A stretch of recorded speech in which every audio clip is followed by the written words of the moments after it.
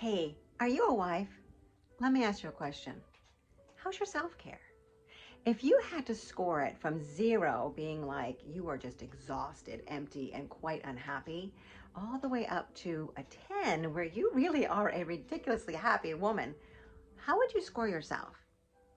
If you find that you're kind of in the really low range, like under 5 or under, 6 or under, it might be that what's happening is that even if you are doing some things that make you happy, make you feel good, that you're caught up in a lot of needless emotional turmoil, worry, stress, that you're trying maybe to control things that you really can't control and you're not on your paper, quite frankly.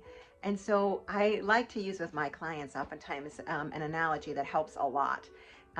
Like a bathtub, right? A bathtub is a place where a lot of us women go for self-care because it just feels so luxurious to add some bubbles, put on some music, light a candle, read a book, get a little pillow behind your head, right? Like, oh my gosh, I love a hot bath. But if I never clog the little doohickey thing, right? The thing that clogs the water, if I if the water that's coming in is all the self-care, all that you're doing that basically is self-preservation, it's about loving yourself. If you never clog the drain, then the water just keeps going right out. That's your self-care. That's the good feelings that you get when you do something that just fills your cup, renews your soul so that you can go back into the grind of life. So, and I don't want you to think of it as a grind of life, like it's the joy of life, it's the good things of life. But honestly, it's not easy, especially when you have little kids and you're running in a million directions and you're working and you're trying to keep up with the house and you're just doing everything. And it's so easy to end up exhausted, empty, whiny, complaining. When I get there, I know that my self-care tank, my bathtub, is low, and quite likely my little doohickey in the tub is down. It's letting the water out. It's letting the goodness out, and I'm not fully receiving. Like imagine yourself in that tub. Close your eyes, right? And just the warm water. You know when you lower yourself in and that warm water can just come up to your neck and it just feels so good.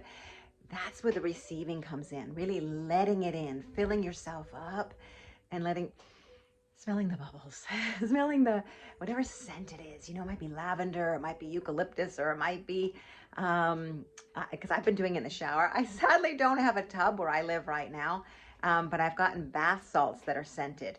And even that, just I can receive the smell and focus on that. It really can just be so nourishing. And so if you pause and allow yourself to clog that tub, receive, fully let in the self-care that you're doing, that's when you're going to be able to get yourself up into the 8, 9, 10 range. I like to like an analogy of a gas tank, right? So you're on 0 and then getting it up to the 10. That's the goal. When you get up here, that's where as a woman, we just have so much to give. We feel so wonderful that we, if jabs come at us, bait as we call it, maybe somebody makes a joke that when my self-care is low, it lands and I'm hurt. But if my self-care is high, I can laugh it off. I can let it roll off my back. I'm stronger as a woman. I show up as my best self.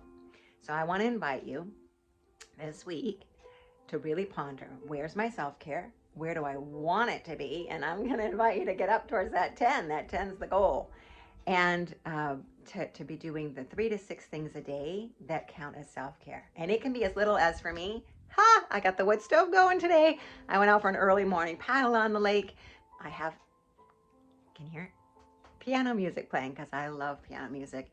And just little things, putting on lipstick, right? Putting on a little bit of eyeshadow, little things, choosing clothes that you like. I love purple. And so doing little things, you'll be surprised how that really impacts your happiness.